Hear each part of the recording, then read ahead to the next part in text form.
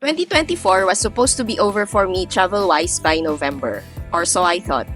But in a plot twist, I ended the year with one final trip and celebrated New Year's Eve in the beautiful coastal town of Port Barton in Palawan, Philippines. Happy New Year, everyone! I hope you all had an amazing holiday season. I know I promised to upload more during the past 3 weeks, but life got a little busy. I joined Simbang Gabi and well, I ended up going on one last-minute adventure for 2024. Yep, even though I said back in November that my travels for the year were over, the universe had other plans. On December 30th, I flew to Puerto Princesa and made my way straight to Port Barton. Why? To meet up with a solo traveler friend I connected with during my trip to Italy last September. We'd only spent one night together in a hostel in Sicily, but we stayed in touch on Instagram. When she told me she was visiting the Philippines, I couldn't resist joining her. Originally, I was supposed to spend New Year's in Bali with another solo traveler I met back in 2023. But after seeing all those rainy and flooded streets in the Bali Facebook group, I knew we had to reconsider. While waiting for her to decide, I noticed the flights to Puerto Princesa getting more expensive by the day, so I just went for it. And let me tell you, it was the best decision ever. What started as a casual plan turned into the trip with the most unexpected and exciting twist. Stick around because in this video, I'm not just sharing the highlights of this incredible finale to 2024 but also a recap of all my favorite travel moments this year. From Southeast Asia to Europe, it's been a whirlwind year and I can't wait to relive it with all of you. Let's dive in. January was quieter as I focused on selling my property, but I managed to squeeze in a hike to the trail in Camp Chanhae in Baguio with my friend. February was when things really kicked off. I sold my property, moved houses, and went on an incredible trip to Balabac with my brother, his friends, and my own friends. Balabac is home to pristine beaches and crystal clear waters that, in my opinion, surpass all the beaches I've visited in Southeast Asia. It was such an unforgettable experience and I can't wait to return this May for more adventures. Right after that trip, I flew to Kuala Lumpur and stayed there for a few days. It was actually my third visit to KL and to be honest, I didn't enjoy it much the first 2 times. On my first visit, we probably stayed in the wrong area. And on the second, I was there mainly to accompany my then boyfriend for a medical checkup. This time though, I had a completely different experience. I fell in love with the food, enjoyed exploring the supermarkets, and appreciated how the accommodations are both nice and affordable. It's safe to say KL finally won me over. After that quick trip to KL, I headed to Bali. I spent a week on the beautiful island of Nusa Lembongan before returning to Bali just in time for Nyepi. Nyepi, also known as the Day of Silence, is the day when the island of Bali is completely silent with no lights, music, or noise. People are not allowed to go out. The airport, schools, businesses, and roads close with the exception of emergency vehicles. Originally, I had planned to spend Nyepi alone in a villa with my own pool since my brother decided not to join me after seeing the flight prices. But at the last minute, a friend joined me, making the experience even more special. We indulged in the delicious meals included in the Nyepi package I booked, and it turned out to be such a memorable celebration. Before flying back to the Philippines, I made sure to visit my favorite spot in Bali, the seafood market, and enjoyed a wonderful meal there with my friend. I returned to the Philippines in mid-March to celebrate my nephew's birthday, but it wasn't long before I was back in Bali. This time, my best friend joined me for Holy Week. It was her second time in Bali. The first was back in 2019 for her bridal shower. Hi guys, nandito kami ngayon sa Bali and we're trying Nasa champur. Nasa champur. Nasa siya. On this trip, I took her to places she hadn't explored before like Nusa Lembongan and Nusa Penida. We spent 5 days together and surprisingly, it was completely drama-free.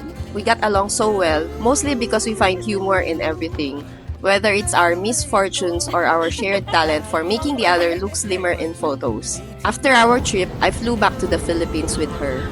In April, I traveled to Hong Kong and Macau with my brother and his friend. It was my second time visiting Hong Kong and I even went on a solo hike to Tai Mo Shan, the city's highest peak. We also visited Lama Island, a charming car-free destination known for its beaches, hiking trails, and delicious seafood.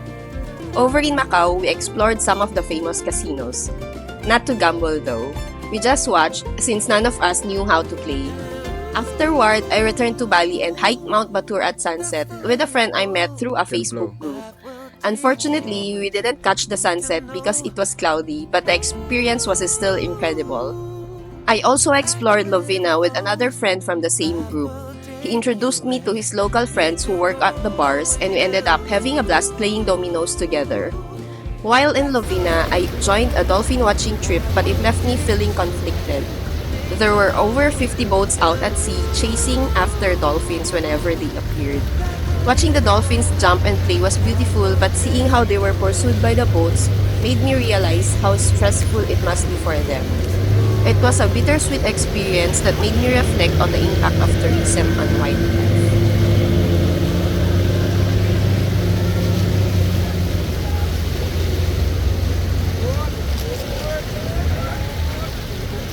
In May, I flew to Kuala Lumpur, planning to return to Philippines afterward to apply for a Schengen visa.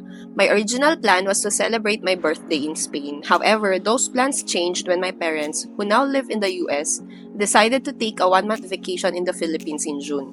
On top of that, a colleague suggested I stay where I was since it was scorching hot in the Philippines at the time. So instead of heading back home, I made the most of my time abroad. From Kuala Lumpur, I took a day trip to Malacca with a friend. Then, I spent a relaxing week in Langkawi.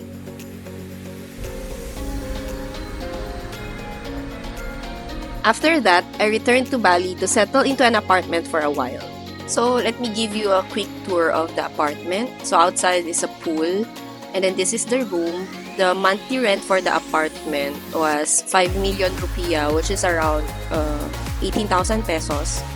And internet and water is free. And then it is furnished.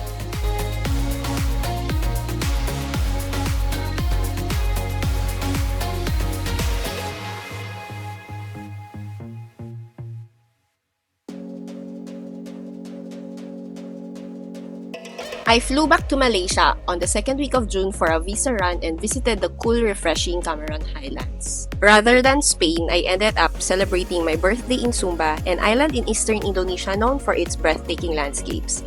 It was a change of plans that turned out to be an unforgettable adventure.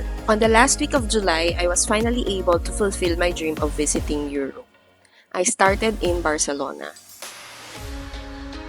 From Barcelona, I went on day trips to Montserrat and Sitges.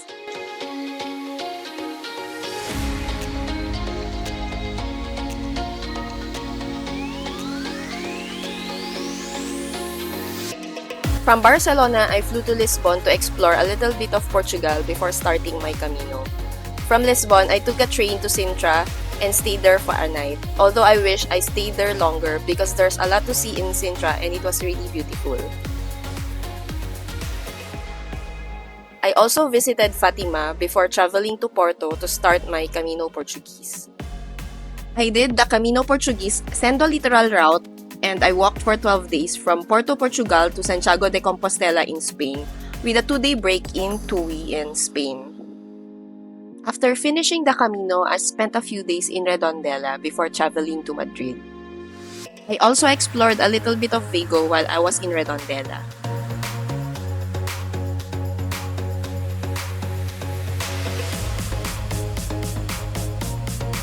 After spending a day in Madrid, I flew to Seville. I had initially planned to visit Mallorca, but when I asked a friend for recommendations, he suggested Seville. One look at the photos online and I was sold. I absolutely loved it. The Real Alcazar was stunning, but I found it a bit overwhelming with all its intricate details. On the other hand, Plaza de España quickly became my favorite spot. It had such a relaxing vibe. After Seville, I made my way to Malaga and Granada, and I fell in love with Granada too.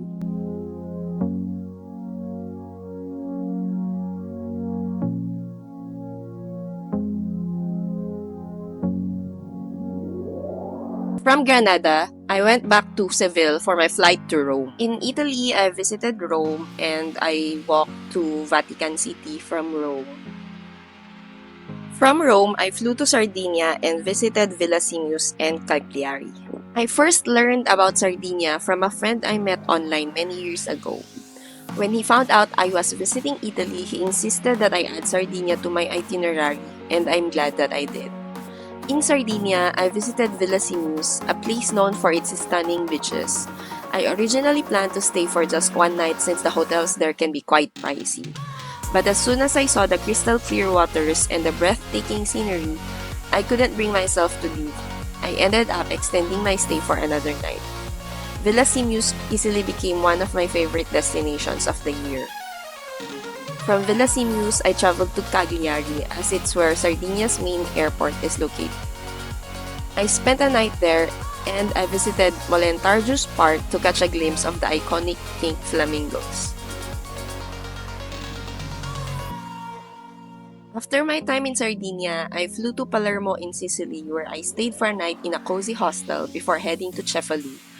It was in that hostel in Palermo where I met a Moroccan girl I mentioned at the start of this video. I ended up staying 2 nights in Cefalù because I fell in love with its relaxed vibe and charming atmosphere. On the other hand, my first night in Palermo was a bit unsettling. I felt unsafe when I went out to buy water late in the evening. It was the first time during this trip that I didn't feel entirely at ease, so I decided not to stay another night there and moved on to Cefalù instead. My flight out of Palermo was late in the evening, which gave me plenty of time to explore the city after returning from Cefalù. Surprisingly, Palermo felt much less intimidating during the day than it had on my first night there. It was nice to see a different side of the city and end my visit on a more positive note. My European adventure came to a close in Barcelona, and the most unforgettable moment was attending an international mass at Sagrada Familia. It felt like a blessing to finally step inside, especially since I couldn't get in at the beginning of my trip when the church was already full. My first trip to Europe was amazing, and just watching all the videos from that trip while editing this video made me want to go back there again. I really miss the jamon iberico and chorizo in Spain. I also revisited some of my favorite places in Southeast Asia this year. One of the highlights was heading back to Phuket, a destination that always feels like a second home to me. I enjoyed feeding the elephants at the Phuket Elephant Sanctuary, the first ethical elephant sanctuary in Phuket. One more bucket. In October, I revisited El Nido.